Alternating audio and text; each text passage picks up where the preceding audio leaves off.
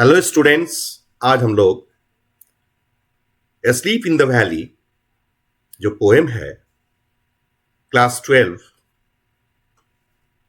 जो स्टूडेंट्स इस बार sent up candidate हैं वेस्ट बंगाल बोर्ड काउंसिल से रिलेटेड क्लास 12 के स्टूडेंट्स, उनके लिए काफ़ी इम्पॉर्टेंट है ये पोएम, जिसमें हम लोग आज डिस्कशन करेंगे इसके विभिन्न पहलुओं पर। किसी भी पोएम का सब्सटेंस, समरी,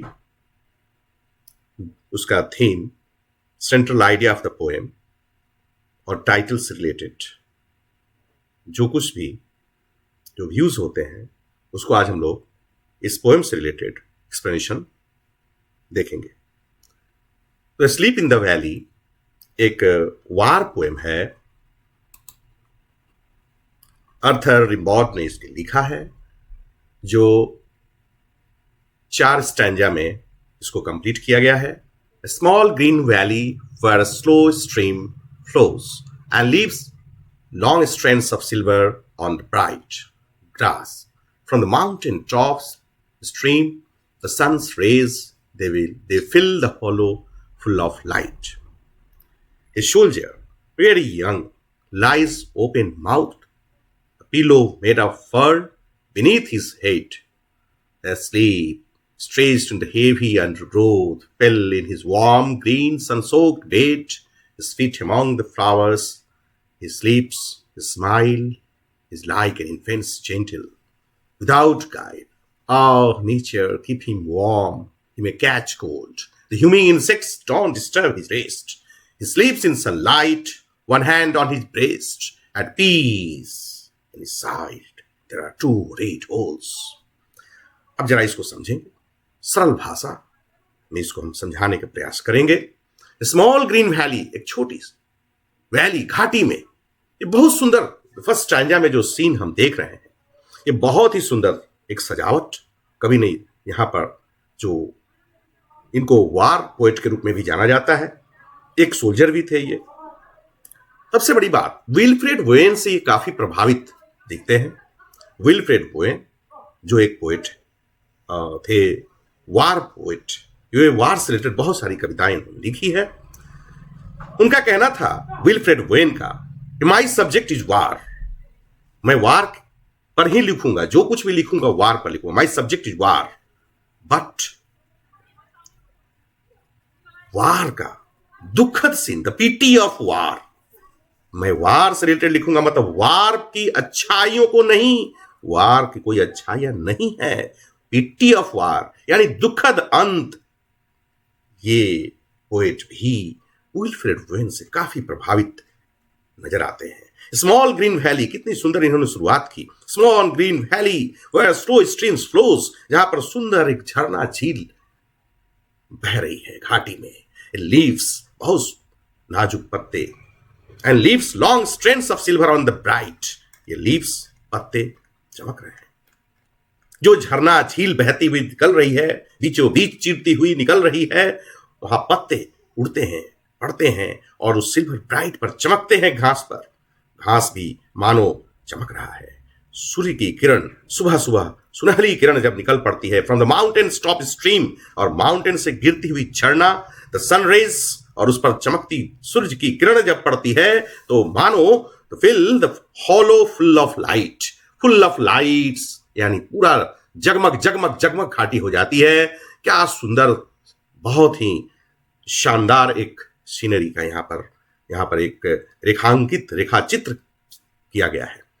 लेकिन जैसे ही सेकंड स्टैंजा में हम आते हैं, एक डेड बॉडी, लेकिन यहां पर डेड बॉडी नहीं दिखाया गया। यहां पर दूर से कभी देखता है एक soldier, very young, lies open mouth, पड़ा हुआ है, उसकी मुंह खुला हुआ, pillows made of fur beneath his head. दूर से जब कभी देखता है तो तकिया, पिलो लगा हुआ है झाड़ियों का, फर्न का, बीनीथ हिज हेड, उसके माथे के नीचे। एस्लीप, कभी सोचता है अरे भाई सोया हुआ है, बड़ा आराम से, बड़ा मजा ले रहा है, ये प्रकृति का एक आनंद ले रहा है कोई। ये सैनिक कहां से आया? एक सोल्जर, वेरी यंग है, बहुत ही काफी यंग सोल्जर, और आनंद की अनुभूति हो रही होगी उसे।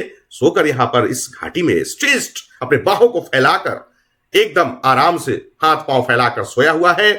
पिल इन हिज वार्म, एक गर्म सा लेकिन एक पिलापन सा पड़ा हुआ है उसके चेहरे पर। ग्रीन हरियाली है जिस पर वो सोया है और सनसोक्ड बेड, सूर्य की रोशनी अभी ओश की बूंदों को सुखा रही है। सनसोक्ड बेड, ऐसा बेड है वो जो सूरज की किरण पड़ रही है उस पर डायरेक्ट, और हरियाली में वो एक सोल्जर आराम से सोया हुआ है। ये कवि की एक धारणा है कि बड़ा ही आनंद मतलब ले रहा है प्रकृति के गोद में सोया हुआ एक इंसान, एक सिपाही बड़ा आराम से सुबह सुबह इस तरह सोया हुआ है। His feet among the flowers, उसके पांव, ये थर्ड स्टैंजा में हम देखते हैं, His feet among the flowers, his lips, his smile is like an infant's gentle without guile. His feet among the flowers, उसके पांव झाड़ियों में कहीं पड़े हुए हैं, इन कर गए हैं, ऐसे ही पैरों को फैलाए सोया हुआ है। स्माइल, उसके चेहरे पर एक मुस्कान, कभी और नजदीक जा रहा है, कभी देखता है उसके चेहरे पर एक मुस्कान। इज लाइक एन इन्फेंट्स, एक बच्चे की तरह, एक शिशु, एक जन्मा नवजात शिशु की तरह उसके चेहरे पर एक मुस्कान है। एक जेंटल विदाउट गाइड, उसके चेहरे पर किसी भी प्रकार की दुख की अनुभूति नहीं दिखती है। बड़ा ही जेंटल, बड़ा ही भद्र, बड़ा ही एक शिशु, एक नादान बच्चा, कैसे स्माइल उसके चेहरे पर चमकती है। नेचर कीप हिम वार्म, अरे प्रकृति उसे वार्म रखे, ठंडा न होने दे। ये ठंडा में इस तरह से ठंड लग जाएगी, ही में कैच कोल्ड, उसे ठंड भी लग सकती है, लेकिन कैसे सोया हुआ है। ये कवि की एक चिंतन है, मनन है। कभी धीरे धीरे धीरे पास पहुंचता है। द ह्यूमिंग इंसेक्ट्स, ये लास्ट स्टैंजा में देखते हैं अंतिम पंक्ति में, द ह्यूमिंग इंसेक्ट्स, मक्खियां बना रही है। ह्यूमिंग इंसेक्ट्स, मक्खियों का एक चित्रण है यहां पर, मक्खी भनभनाना चेहरे पर। डोंट डिस्टर्ब हिज रेस्ट, और उसके रेस्ट को डिस्टर्ब कर रही है, लेकिन वो डिस्टर्ब नहीं होता है, आराम से हाथ पांव ऐसे ही पड़े हुए हैं और सोया हुआ है। स्लीप्स इन सनलाइट, वह सूरज की रोशनी में सोया हुआ है। सूरज की किरण पड़ रही है, सुबह सुबह की लाली किरण पड़ रही है। One hand on his breast, और एक हाथ उसके सीने पर है, और वह फिर भी आराम से बिना मक्खियों को हटाए आराम से लेटा हुआ है, सोया हुआ है। एट पीस, लेकिन जब कभी काफी नजदीक पहुंच जाता है तो क्या देखता है? एट पीस, अब शांति छाई हुई है, अब ये एकदम शांत हो गया है। इसमें तो कोई हिल डुल यानी किसी भी प्रकार की गति नहीं दिखती, गति विहीन, एकदम शांत, शिथिल, यानी पूरी तरह से शांति। इन हिज साइड, तब कभी साइड में देखता है, किनारे इधर उधर, देयर आर 2 रेड होल्स, उसके पेट की तरफ 2 होल, वो भी रेड, यानी बुलेट के निशान, गोली के निशान देखता है, और समझ जाता है सब कुछ, पूरा पिक्चर क्लियर है। नाउ ही इज नो मोर, वह गुजर चुका है, वह मर चुका है। अब क्लियर हुआ, ये पोएम एक पूरा ही वार पोएम है। अब हम आप लोगों के सामने डिस्कस करेंगे, इसमें थीम की बात कर लें जरा, थीम कैसा है। तो in this lyrical poem we can say the poet reveals his anti war attitude. इसमें वार का जो एटीट्यूड है एंटी वार है, though there is no direct reference to war, लेकिन कभी यहां पर पोएट वार की बात नहीं करता, वार के बारे में कुछ नहीं बोलता, लेकिन फिर भी घुमा फिरा कर इसमें वार की ही बात की गई है। एक सिपाही अपने यूनिफॉर्म में, अपने आराम से सारे यूनिफॉर्म पहनकर लेटा हुआ है। That means he has come from, he has return from war. यहां पर एज ही वॉज आर्मी, ये कहा जा सकता है कि वो आर्मी है। Actually he was familiar with the horrors of war, वह भयंकर जो प्रलयकारी युद्धों को उसने देखा है, अनुभव किया है, और वहां से घायल सिपाही इस घाटी में गुजर गया है। Actually he wanted to remove war from our civilisation, ये हमारी सभ्यता को विनष्ट करने वाली, ये एक बहुत ही विनाशकारी युद्ध का प्रभाव है कि मनुष्य जिंदा कोई बच नहीं सकता, ये अकाल मृत्यु प्राप्त होता है। ये जो वार है, war is nothing but a type of machine which kills our youngsters. इसमें कोई बूढ़े नहीं मरते, इसमें सिर्फ यंग लोग मरते हैं। जो सिपाही लड़ाई करने के लिए जो युद्ध स्थली पर जाते हैं, they are killed, they are brutally killed, वे लोग बुरी तरह मारे जाते हैं। So we can say that it's anti war poem. ये वार पोएम, ये पूरा वार से है, लेकिन एंटी वार, वार के खिलाफ पोएम है। तो अब हम दूसरी एक पॉइंट पर और चर्चा करेंगे। अगर इसको बहुत ज्यादा तरीके से इसको एनालाइज किया जाए तो और क्लियर पिक्चर आता है The poem opens with a beautiful view of a valley where a young soldier is found sleeping peacefully. The surrounding atmosphere is extremely beautiful. A small stream actually flows beside the valley and it looks like a silver strap. Bright sun rays fall from the mountain's top. Variety of flowers enrich the valley, but the last line reveals the soldier's death as we find two bullet wounds in his body. होता क्या है इस poem में? ये तो actually poem की शुरुआत बड़ी अच्छी हुई है। सुनने से तो लगता है कि पहाड़ पर एक झरना की जो बहाव है काफी सुंदर, और क्या रोशनी है, क्या चकमक, चारों तरफ फैला हुआ वातावरण में एक चमक है, एक बहुत ही सुनहली किरण जब सुबह सुबह पड़ती है उसका एक आनंद है यहाँ पर। लेकिन नहीं, यहाँ पर एक झरना के साथ साथ एक सूरज की किरण जो दिखाई पड़ती है ये चमकदार है, घाटी को और सुनहली बना देती है। लेकिन लास्ट में क्या दिखता है कवि? यहाँ पर दिखता है कि ये सोल्जर्स की डेथ, इसमें मौत दिखाई देती है एक सिपाही की जो सोया पड़ा हुआ है, और उसके पेट में दो उंस यानी दो रक्त रंजित जो होल यानी छिद्र दिखाई पड़ते हैं, और उसमें एक मरा हुआ सिपाही, लड़ाई के मैदान से गिरा हुआ सिपाही यहां पर दिखाई देता है। ये बहुत ही दुखद, इतनी सुंदर जगह में एक सिपाही की मौत। To the poet war is nothing but the wastage of life. यह हम कह सकते हैं कि हमारे जीवन का वेस्टेज है, जीवन वेस्ट हो रहा है, नष्ट हो रहा है। Stops the will progress of a nation. If it remains alive he might contribute to the world with some noble ideas. अगर वो जिंदा होता तो देखा जाए कितनी आइडियाज से इस पृथ्वी को, इस दुनिया को, इस अपने देश को क्या क्या कर सकता था। But death is in a beautiful sunlight is hardly unexpected. हम यहां पर देख सकते हैं इतना सुंदर सनलाइट, इतनी सुंदर एक माहौल में एक मौत, एक सिपाही की मौत, और भी दुखद इस तरीके से। ये बहुत ही दुखद मौत है। अब हम देखें, अगर इसकी पॉइंट ऑफ व्यू की बात करें कि कवि किन पॉइंट ऑफ व्यू पर चर्चा करना चाहता है। The poem is very beautiful. ये कह सकते हैं कि कवि ने जिस तरीके से रेखांकित किया है, चित्रित किया है, एक सीनरी पेश की है, ये बहुत ही ब्यूटीफुल है, एक सुंदर है, लेकिन साथ साथ में कितना दुखद दृश्य है। Until the final touch in the last line में हम देखते हैं बड़ा ही दुखद, एक उसमें दो बुलेट की जो जिस तरीके से कवि ने एक ऐसा सस्पेंस वहां पर क्रिएट किया है और लिखा है। After describe the beautiful valley the poet notices the two big hole in the body of the soldier. Soldier के बॉडी में दो होल दिखाई पड़ते हैं और पूरा मामला साफ हो जाता है कि एक मौत ही साधारण मौत नहीं है, बल्कि बुलेट लगा हुआ एक सिपाही की मौत है। ये एक वीर गति प्राप्त इंसान। Then the poet realised the soldier as dead one. कहता है कि ये डेड है, ये मृत है। ओह, he was really sorry.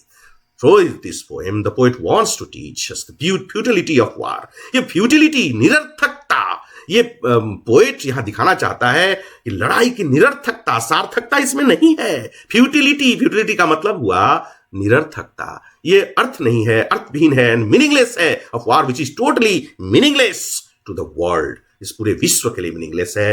वार के हमें खिलाफ रहना चाहिए। लड़ाई अच्छी नहीं होती, कभी भी इसका सुपरिणाम नहीं होता, सिर्फ कुपरिणाम ही होता है। अब हम थोड़ी सी चर्चा कर लेंगे सबस्टेंस पर। The poem sleep in the valley by Arthur Rimbaud depicts the picture of a young soldier. एक यंग सिपाही की बात की गई है।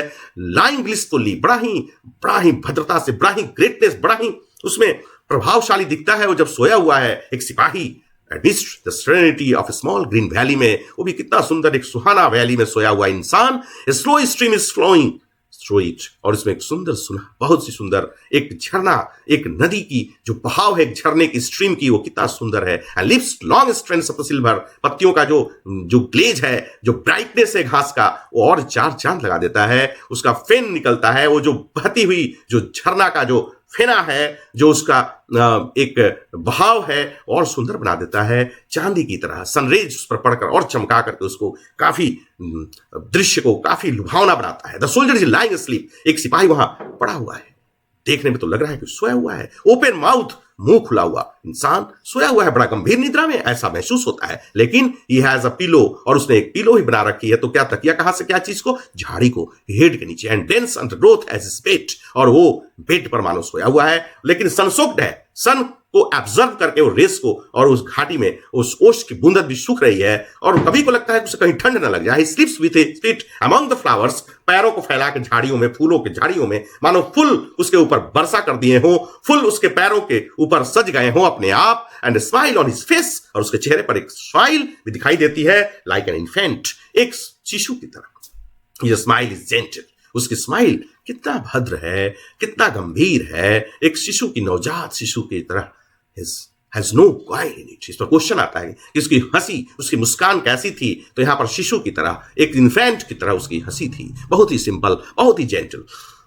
The poet asks the nature to keep the young soldier warm. कभी तो प्रे करता है नेचर से कि उसको वार्म रखो, जिंदा रखो, जीवित रखो। वार्म मीन्स लाइफ और cold means death, because he is afraid that he may catch cold. कभी को तो लगता है, उसे डर भी लगती है कि शायद कहीं उसे ठंड न लग जाए, अच्छे खासे सिपाही को इन द ओपन एयर, इस तरह से खुले में सोया हुआ इंसान को कहीं ठंड न लग जाए। लेकिन his rest should not be disturbed by human insects, और ह्यूमन इंसेक्ट्स कहीं उनको नींद से डिस्टर्ब न कर दे। हालांकि जिन इंसेक्ट्स उन्हीं लोगों को ऊपर मंडराती हैं जो लोग जीवित नहीं है। फिर भी कवि को यहां अभी सोचना पड़ रहा है ये जीवित है या नहीं। लेकिन the young soldier is sleep at peace, बड़ा शांति से सोया हुआ है। इसको ह्यूमिंग बर्ड भी, ह्यूमिंग जो इंसेक्ट्स है वो डिस्टर्ब नहीं कर रहे हैं। In the sunlight with one hand on his breast, और हाँ, एक हाथ ब्रेस्ट पर पड़ा हुआ है जिससे वो मक्खियों को भी हटा भी नहीं रहा है। बट टू रेड होल्स, यहां पर कहानी खुलती है। जब दो होल्स उसके बेली में या साइड में दिखाई पड़ते हैं, पेट में, they are the marks of bullets. ये बुलेट के निशान हैं, ये गोली के निशान हैं, ये वीर गति को प्राप्त एक सोल्जर की मौत हो चुकी है। That have killed him, he is none but a casualty of war।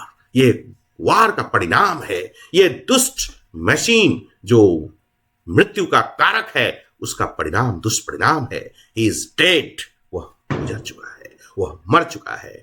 इस तरह से ये कविता को इस तरह से समझा जा सकता है, और किसी भी क्वेश्चन का आंसर आराम से समझे हुए अगर हैं तो हमारे बच्चे, हमारे जो स्टूडेंट्स बैठने वाले हैं एग्जाम में, जो एग्जामिनी है, आराम से लिख सकते हैं। तो धन्यवाद। फिर हम लोग अगले क्लास में मिलते हैं बच्चों, और फिर नए कुछ और पोएम या प्रोज की और भी हिस्सों को लेकर। Thank you, take care, bye, God bless you.